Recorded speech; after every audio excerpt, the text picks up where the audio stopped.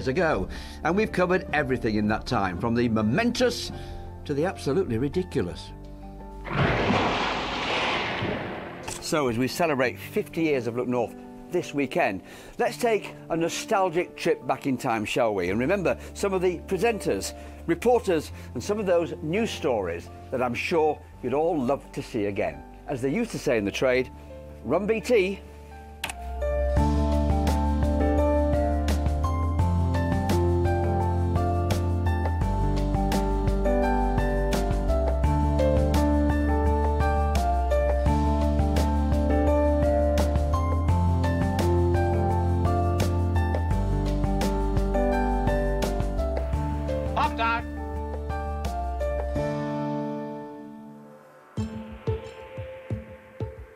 A church hall in Leeds is an unlikely place to start a TV station, but this is where it all began for Look North. News editor Bill Greaves was in charge of getting the programme on air, but the location was less than ideal. It was just an empty church with rubble and stuff all over the floor. And Bill said, okay, you've had your joke. Let's go and see the studio location. And there was a deathly moment where they said, Bill, this is it. It felt like a converted church hall, which is what it was. And we used to have to clear out quickly for the scouts on Tuesday nights, things like that, you know. And the equipment was dire. The BBC was trying to launch its news programme before ITV could transmit theirs. Up, Doc! BBC North from 3, Leeds. 2, 1, off film. Right to cue, Barry. Line 1 next. And as the first episode of Look North loomed, the programme had a big story on its hands. We're coping. I see the breads eventually arrive, which people are crying out for more than anything else. Once again, York had flooded, but this time Look North's cameras were there. As the drama unfolded, David Seymour was sent to cover the story, but never having done any TV before, he was literally about to be thrown in at the deep end. You couldn't really make it up as a journalist, could you? But if you were making a television movie about starting a regional television operation, you'd say there must be floods in an ancient historic city. And this today was going to be my very first television broadcast. And looking at the water here, we wondered how we'd set about it. And there was a rescue boat just coming up to us there. And the cameraman said, "Get in the boat." He said, "When you're in the boat, I'll cue you." I got in the boat and I sat there.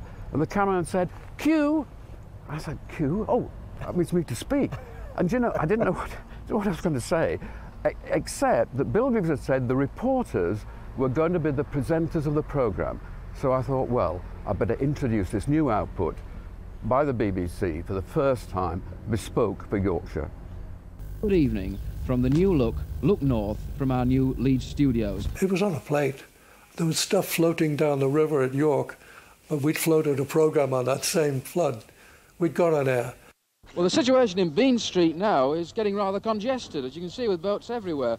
The police force, they've got about 30 officers. In fact, York today is looking almost like a little Venice. The floods had got Look North off to a cracking start. Yorkshire voices were heard on the telly that night. What's it like inside? Well, it's well above the skirting boards, about 2.5 feet inside. You know, it's on the stairs and you can't get down, you know. Elsewhere in the first programme, the new Tinsley Viaduct on the M1 made an appearance, and Barry Chambers reported on the East Coast fishing fleet. The union have suggested an age limit of 17 for any boy who goes out distant water fishing. And Eddie Waring popped up with the latest on horse racing from Middleham. There are more acres in Yorkshire than there are letters in the Bible. Away they go. The racing hounds are one of the North's oddest sports. Look North was soon firmly established on the TV schedule, but it was all very different in those days. Presenters sometimes enjoyed a crafty fag whilst reading the news. Times may have changed, but the diet of stories has stayed the same. Never mind the beast from the east, we've been covering extreme weather stories for 5 decades. Come on, wake up, Hudson. According to my weather app, it's going to be sunny and cold today. What's been the biggest weather event you've covered? Extraordinary extremes of every variety. I mean, the one that strikes me and strikes you probably is the most recent one, the December of 2010, and that month turned out to be the coldest December since 1890. So a remarkable departure from a series of winters that had turned increasingly mild. But the drought of 95 really sticks in the memory.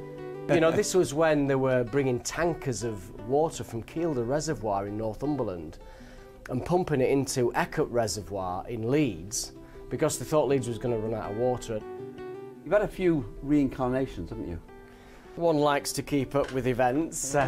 Well, I started off with those ridiculous coloured jackets. They were very popular. I had 16 colours at one point. 16? Yeah, and I've still got them upstairs, Harry.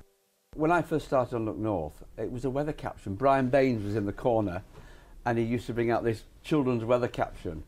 It's gone a long way since then, hasn't it? Yeah, and did you tell me that even when you first started doing a weather presenter, it was on Friday only? Friday only, I had a full-time presenter. I remember Alan Dorwood, Forward with Dorwood. Yeah. It's been miserable today, Alan. Is it going to improve? Well, it's been a rather very unsettled week, in fact, but the prospect for Sunday a little bit better, but only a little bit. It's changed enormously, and of course the children's pictures, which were massively popular, that's morphed into viewers' pictures. The technology's moved on, but the impact of bad weather is still the same. Remember 2007? The size and scale of the flooding in South Yorkshire took everyone by surprise. Tens of thousands were affected. But for stranded office workers by the River Don in Sheffield, the flooding was about to be an uplifting experience. We came to work and it was absolutely chucking it down that day, but didn't think anything of it. From looking out of our window, you could see that the cars that had been abandoned on the main road were starting to be submerged. And eventually we got a phone call from the RAF saying, we're going to come and get you. An RAF helicopter from Leconfield in East Yorkshire had already rescued dozens of folk. Heather was next. I'd never been winched up into a helicopter. I was relieved to be getting out of there, but yeah, it was quite frightening because it wasn't an experience, obviously, I'd been through before, and it was quite scary. And I'm going to reintroduce you to somebody now who you might never have thought that you were going to meet again. The person who rescued you and winched you out. Here he is. Hiya. Nice to meet you. You too. Thank you. Winchman John Carrington thought he'd seen it all, but the floods of 2007 was something else. It was just absolutely total chaos. Looking down from the air, the river itself, it was just absolutely torrential. It was just amazing to see. It was like seeing out of Waterworld, the film. It got people all over the place just waving, you know, shirts, T-shirts, waving anything that they could really to get our attention. Got winched down to Heather, tried to calm her down, reassure her that it was going to be safe to get winched up to the helicopter. It's quite a scary process. It's noisy, you're getting spun around quite a lot, but Heather was quite an easy winch, really. Were you all just so happy to get out of that horrible situation? Definitely, definitely, because obviously we didn't know when it was going to come to an end, and this guy came and rescued us.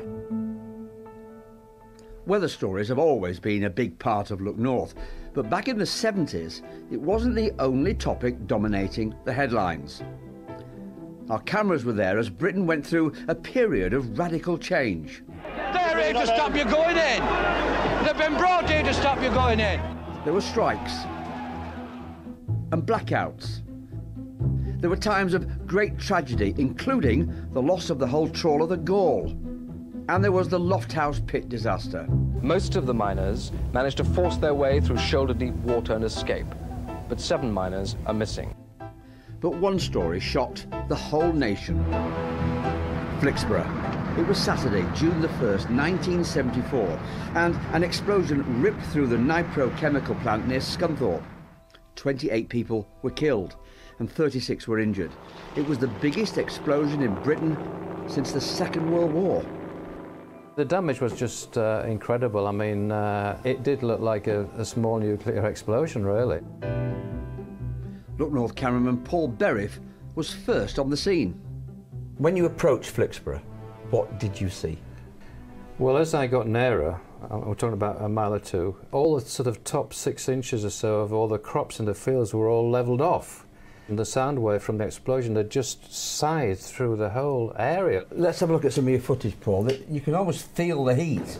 You were that close. How close were you? And just describe it to me. Oh, yeah, just like a few hundred yards away from there, and you could feel the heat for several hundred yards around. It was unbelievable. It was just like somebody opening the oven door and shutting it again, you know, real heat bomb.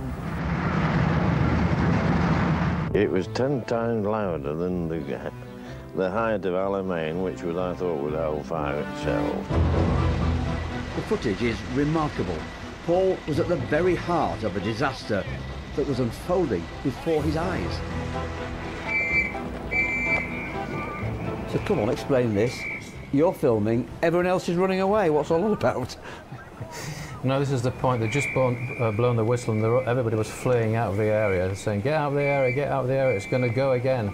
And then everybody started to run towards us, so I stayed where I was, panned the shot around with them, to see in the distance, in the crowd running away, my sound recordist as well.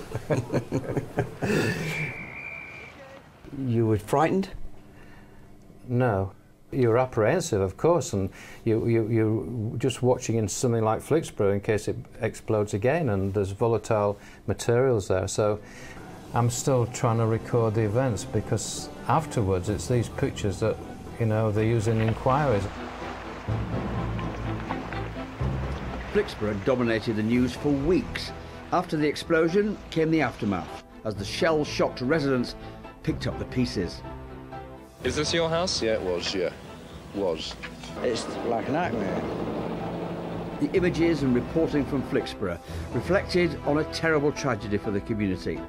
Look North later won a Royal Television Society Award for its coverage.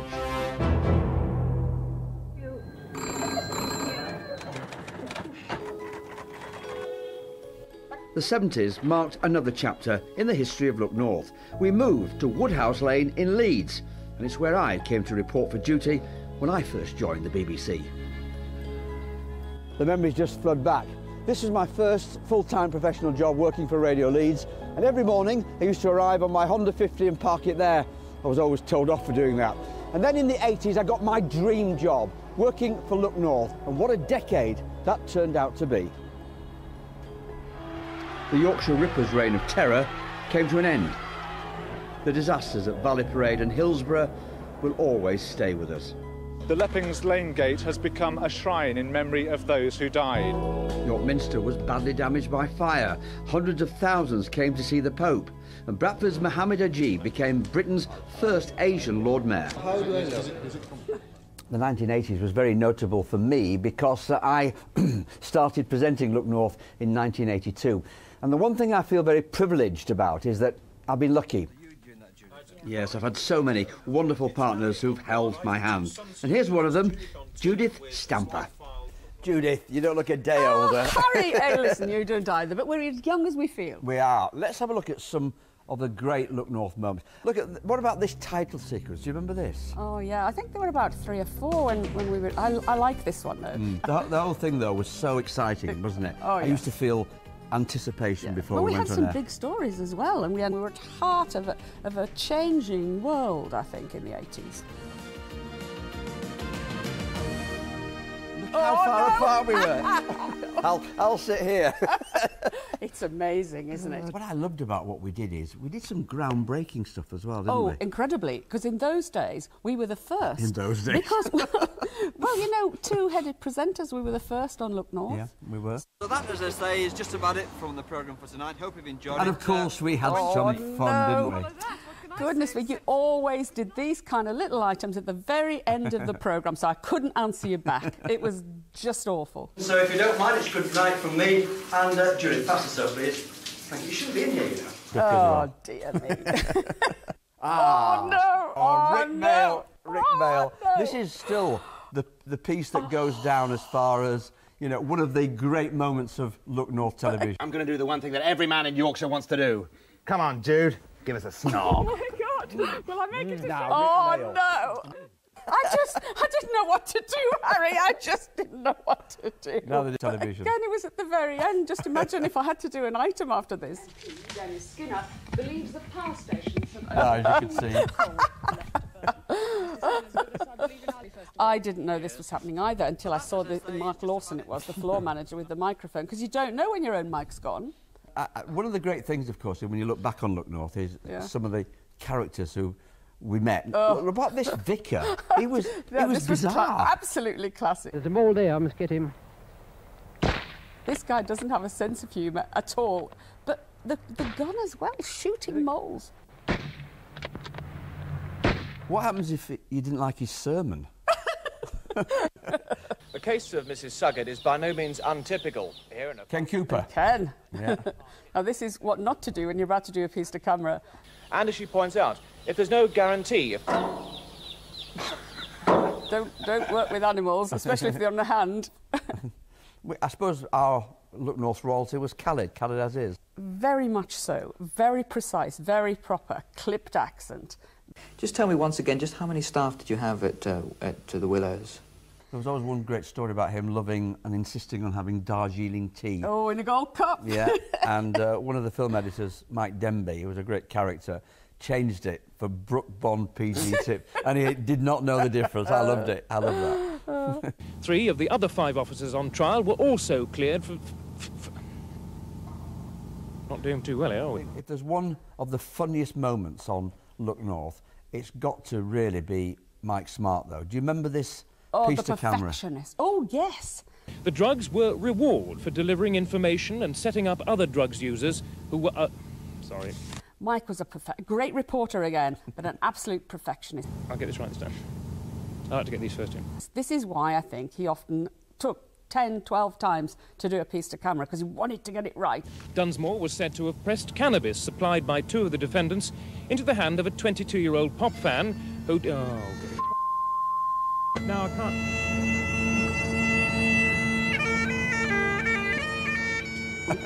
And this was hilarious. You just got to watch the reaction of the sound recordist, Graham Hupp, in the end.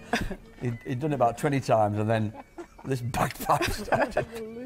The film cameraman continued with it. That was the other great thing, the crews who went out with, of course. Yeah, there were characters in their own right. I think that's our cue to move. Oh, goodness. We've stayed our welcome, Harry.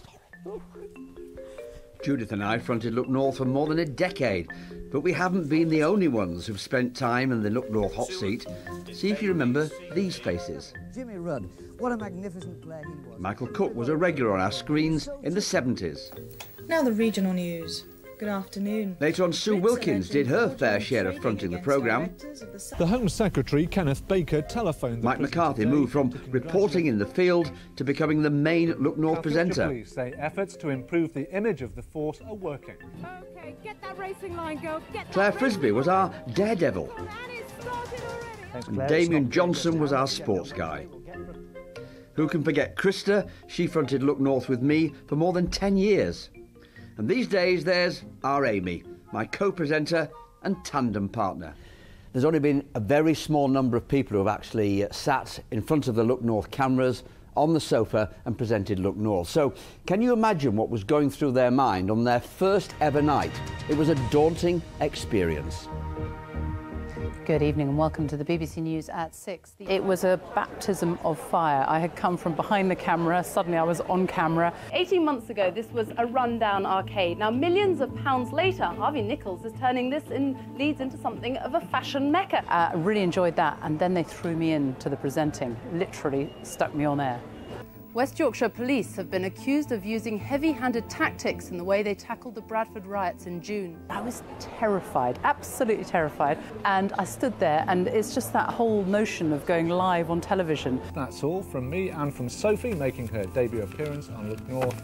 Good night. A couple of months later, they put me on to the main programme with the wonderful Mike McCarthy, and Mike and I started presenting the main show, Look North, and it was about 3 months before I stopped shaking. Sophie soon found her feet, and then there was no looking back. Happy birthday, Look North. It is a fantastic programme, and I still remember the connection that the audience has with the people who present it and the people who are on. Sophie fronted Look North in the 1990s, when the news kept on coming. Our cameras captured the full drama of the fire of the Hickson and Wells chemical factory in Castleford. There was also the Dunkeswick air crash near Leeds, which claimed 12 lives. Yorkshire went on a spending spree when the Meadowhall shopping centre opened. And what about these pictures when Scarborough's Holbeck Hall Hotel collapsed?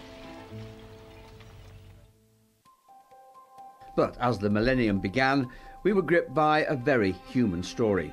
6-year-old Sally Slater from North Yorkshire was desperately ill and needed a new heart. With a Europe-wide donor search underway, her family prepared for the worst. Even if Sally does die, if we can do something to raise awareness for people to think a little bit more about organ donation, then at least it won't have been a complete waste. We were told 2 or 3 times that she was going to die, that she wouldn't make it through the night. So it was very close to the wire. You've got to crack on with it. You don't have the option to just think, this is no good, we're getting out of here. You've got to battle on. That very public appeal on Look North put organ donation at the top of the agenda. But a donor was found. And 18 years on, just look at Sally go.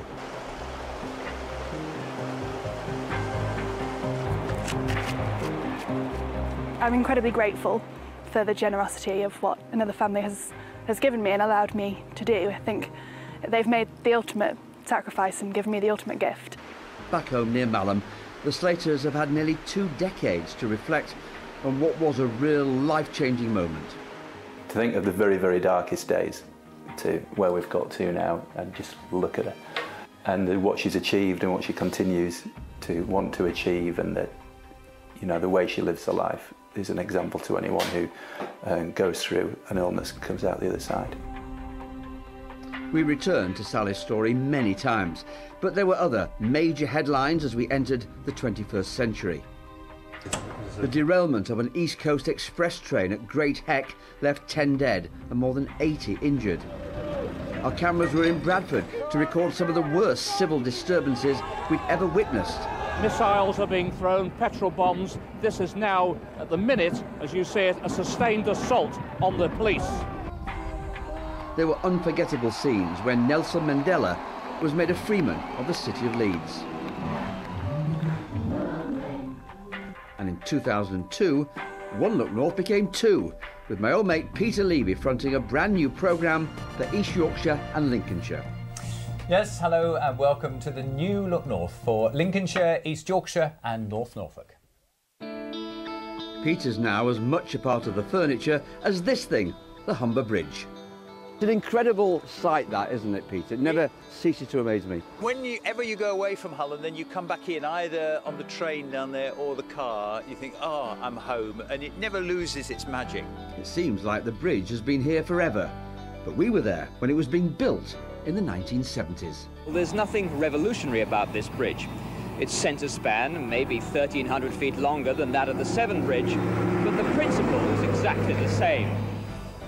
We were also there when it was opened by the Queen. Since then, a lot of water has passed under the bridge. One of the biggest stories was 2007 and the floods. All this area, Hull, devastated. There was 9,000 homes and businesses flooded. And then a few years later, after 2007, 2013, and then there was the tidal surge. The positive stories, though, there have been a few of those as well. There have. If you look down the water that way, there's the Siemens plant at Alexandra Dock. £160 million investment.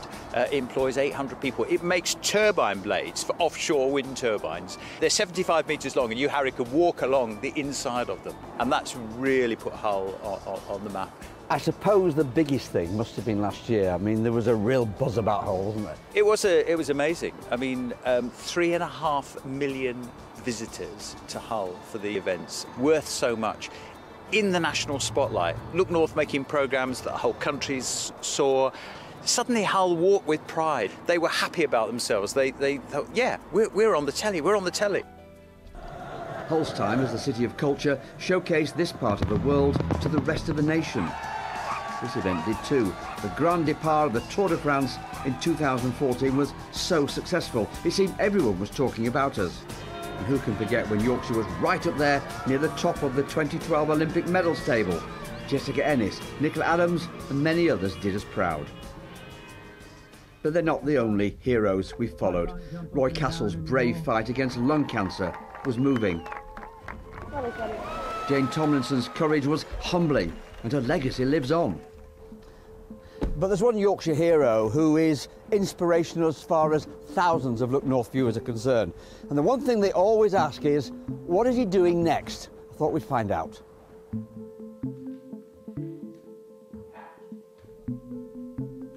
Ben Parkinson's story is one we've watched closely, but it began in the most difficult of times. Here was a family facing the reality of caring for their severely injured son after he was blown up in Afghanistan. I think if we'd have realised at that time just how bad it could be and how bad his brain injury could have been, I don't think we'd have coped at all. But Ben is a fighter, and despite his shattered body, he's refused to give up, and he has his family right behind him. I wouldn't be dead if it wasn't for my mum and dad. I would definitely have died. It's an amazing life story, but for me, one moment stands out. Just tell me what you remember about 2012 and that incredibly emotional torch. You were surrounded by all your comrades in arms. The thing that made the palace was our regiment was so behind me. That made me feel amazing. It was one of the best days of our lives, really. It all sort of sprung up from nowhere. We expected a fair crowd, just because it was the Olympic torch. The Olympic Committee had said no flags, no uniforms, and there was Ben with 7 paras flag behind him, and it was just a moment in time, an amazing thing.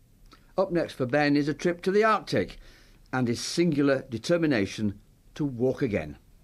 Why do you want to keep doing these things, Ben? If you were told your life is over, you're going to die within a few weeks, and if you live, you'll be vegetable for the rest of your life. You're told that you never walk or talk again. Would you do everything to try and fulfill life again? When will we see you walking in those? Watch this space. We will, I promise you. Ben's an inspiration, but he's just one of many amazing people we've featured in the last 50 years. So here's to the next 5 decades of Look North. I'm sure they'll be just as captivating.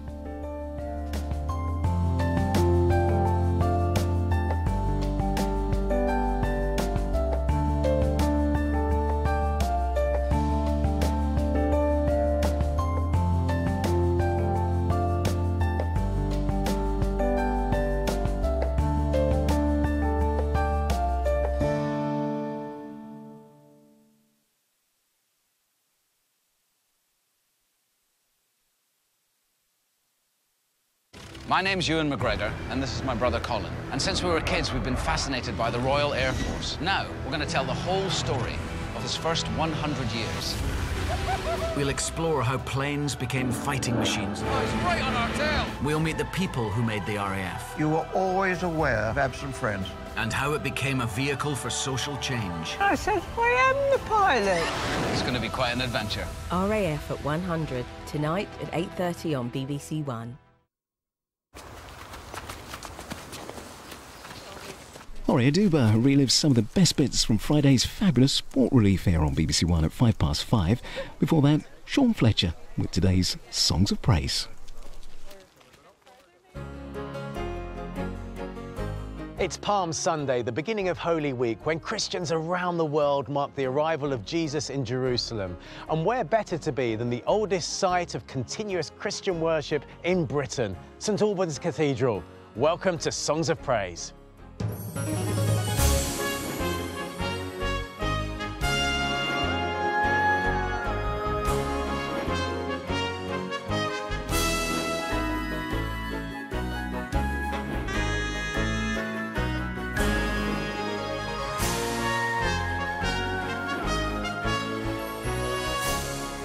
On the programme, we have hymns from the cathedral, and we hear the story of St Alban, Britain's first Christian martyr. Martyrdom is still a reality.